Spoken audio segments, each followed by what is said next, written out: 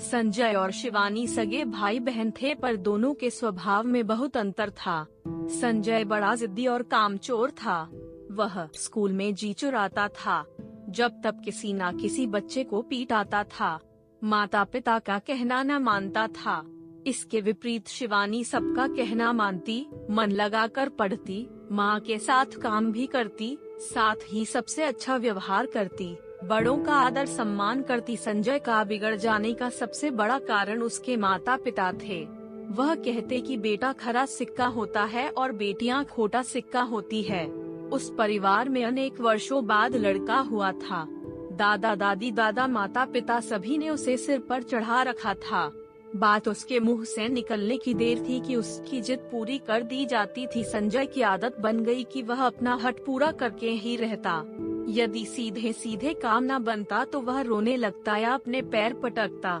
शुरू में तो वह बच्चा है, बड़े होने पर अपने आप समझदारी आ जाएगी, यह सोचकर उसके माता पिता ने उसकी हरकतों पर ध्यान ही नहीं दिया। पर बड़ा होने पर संजय उनके लिए बहुत बड़ी समस्या बन गया। पढ़ाई लिखाई में उसका बिल्कुल मन ना लगता। एक कक्षा में वह 3 से 4 वर्ष तक पढ़ा रहता, तभी उसे जैसे तैसे उत्तीर्ण किया जाता। वह सारे दिन खेलता, बच्चों से मारपीट करता।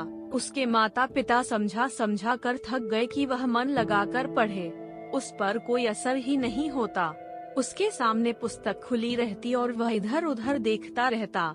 घर पर पढ़ाने के लिए अलग अलग तरह के शिक्षक की नियुक्ति भी की गई, पर वह भी सब बेकार।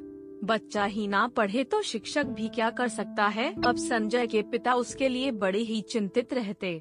वह चाहते थे कि थोड़ा बहुत तो पढ़ जाए, जिससे बड़ा होकर अपना जीविका का निर्वाह कर सकें। अब वह 16 वर्ष का हो चुका था। उसकी मूछें निकलने लगी थी, पर अभी भी वह 6ठी कक्षा में ही था। उससे 2 वर्ष छोटी शिवानी अब 10वीं कक्षा में आ गई थी। शिवानी पढ़ने में अनुसार होशियार थी। स्कूल से भी उसको कोई ना कोई पुरस्कार मिलता ही था। माता पिता ने बेटी की सदा उपेक्षा की, पर उसके गुण उन्हें आकर्षित करने लगे। वह शिवानी की प्रशंसा करते तो संजय चिढ़ उठता और किसी न किसी बहाने से शिवानी को तंग किया करता, उसे मारता। शिवानी से भी चुपचाप से सह जाती, कभी भी माता पिता से भाई की शिकायत नहीं की। वह जानती थी कि अंत में भाई का ही पक्ष लेंगे। समय के साथ साथ संजय और शिवानी दोनों बच्चे बढ़ते गए।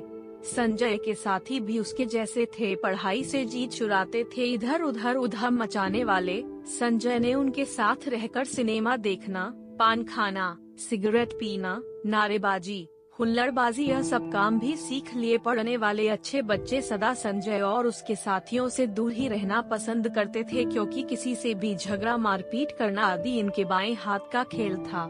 एक बार छात्र संघ के चुनाव पर संजय और उसके साथियों ने विद्यालय में खूब हुड़दंग मचाया, तोड़फोड़ की, मारपीट की। परिणाम यह हुआ कि प्राचार्य जी ने उसे क्रोधित होकर विद्यालय से निकाल दिया।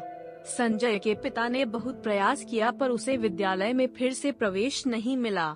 अन्य दूसरे विद्यालयों में भी अनुशासनहीनता की रिपोर्ट के कारणों से नहीं उसे लिया गया।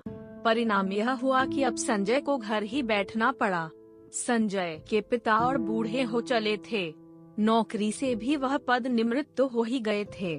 संजय की चिंता उन्हें हर समय दुखी करती। विद्यालय से यूं अपमानित होकर निकालने जाने तथा गलत रास्ते पर चलने की प्रेरणा देने वाले साथियों का साथ भी छूट गया। अब संजय कुछ गंभीर हो गया। पड़ोसियों और रिश्तेदारों की शंका भरी निगाहें, अब सहते सहते वह अपनी गलतियां समझने लगा था।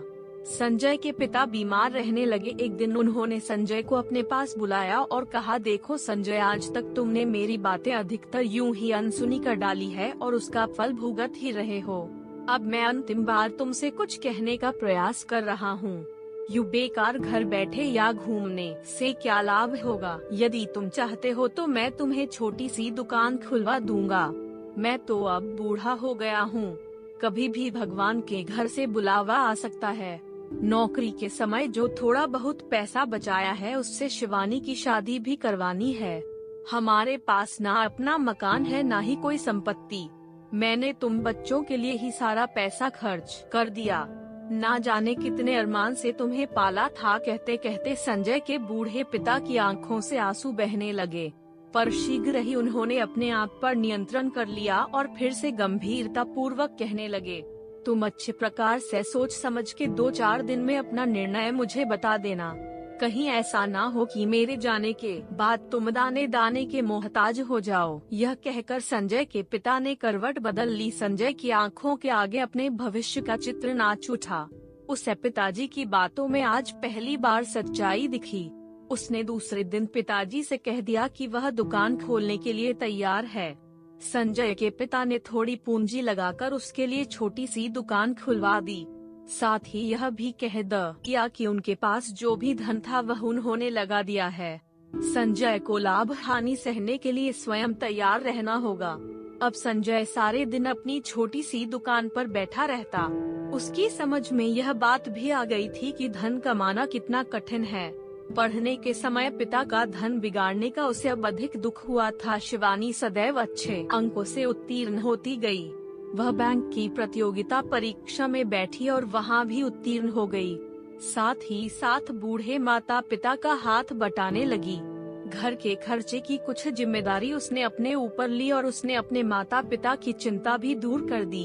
अब माता पिता, पड़ोसी, रिश्तेदार सभी शिवानी की प्रशंसा करते थकते नहीं थे। शिवानी ने बैंक अधिकारी के रूप में कुशलता से अपना काम करते हुए अधिकारियों और सहकर्मियों में इसमें ही सम्मान पूर्वक अपना स्थान बना लिया था। एक बार शिवानी के यहाँ कार्य की परीक्षण के लिए क्षेत्र अधिकारी आए। वो शिवानी का शील स्वभाव, कार्यकुशलता तथा व्यवहार पर मुग्ध हो उठे। उन्होंने शिवानी के घर का पता पूछा और दूसरे दिन उसके पिता के पास जाकर अपनी इंजीनियर पुत्र के लिए उसे वधू बनाने के लिए इच्छा व्यक्त की। उनकी बातें सुनकर शिवानी के पिता प्रसन्नता से गदगद हो उठे। उनकी आंखों से आंसू बहने लगे और मुंह से अनायास ही निकल पड़ा, बेटी तो खरा सिक्का निकली और बेटा खोटा सिक्का। शिवानी के ससुराल वालों की इच्छा अनुसार जल्द ही सादगी पूर्व समारोह में उनका विवाह हो गया। अब घर की जिम्मेदारी पूरी तरीके से संजय पर आ गई थी। पिता की पेंशन घर का खर्च चलाने के लिए पर्याप्त न थी। संजय भी अब गंभीर हो गया था। वह स्थिति को समझने लगा था। वह सारे दिन परिश्रम करता तब कहीं जाकर कुछ आय होती। संजय यही सोचता कि यदि वह माता पिता का कहना मानकर मन लगाकर पढ़ाई करता तो आज वह शिवानी के भांति अच्छी नौकरी पर होता, स्वयं सुखी संतुष्ट रहता और सभी से आदर पाता। पर अब पछताने से होता भी क्या। उसने जीवन का सबसे अमूल्य समय विद्यार्थी काल व्यर्थ ही गंवा दिया था। अब तो वह परिस्थिति के अनुसार जीवन चलाने के लिए विवश था। उसे बार बार रामचरितमानस की यही पंक्ति याद आती, का वर्षा जब कृषि सुखानस में चुकी पुनी का पछताना सच है। बचपन से किशोरावस्था तक का समय ही भविष्य को उज्जवल बनाने वाले गुण और शिक्षा प्राप्त करने का समय है। इसे यूं ही निकम्मेपने गवा देने पर जीवन भर कष्ट को सहना और असंतुष्ट जीवन बिताते हुए पछताना ही शेष रह जाता है। अच्छे बच्चे पूरी तन्मयता से आगे पढ़ते हैं, बढ़ते हैं और ऊंचा उठने के प्रयास में जुट रहते हैं। तो इस कहानी से हमें यह सीख मिलती है कि हमें विद्यार्थी काल जो बहुत ध्यान पूर्वक बिताना चाहिए, इधर उधर बातों में, गलत कामों में नहीं व्यर्थ करना चाहिए, अन्यथा हमें इस काल के बीत जाने के बाद बहुत पछताना पड़ता है। यह समय दोबारा लौटकर नहीं आता है और यह समय जीवन का सबसे महत्वपूर्ण समय होता है, क्योंकि इसी समय हमारा भविष्य निर्माण का काल होता है। तो दोस्तों, आपको एक कहानी कैसी लगी हमें कमेंट करके जरूर बताइए। दोस्तों, ऐसे ही कहानियाँ रोजाना सुनने और देखने के लिए चैनल को सब्सक्राइब जरूर कर लीजिए। धन्यवाद।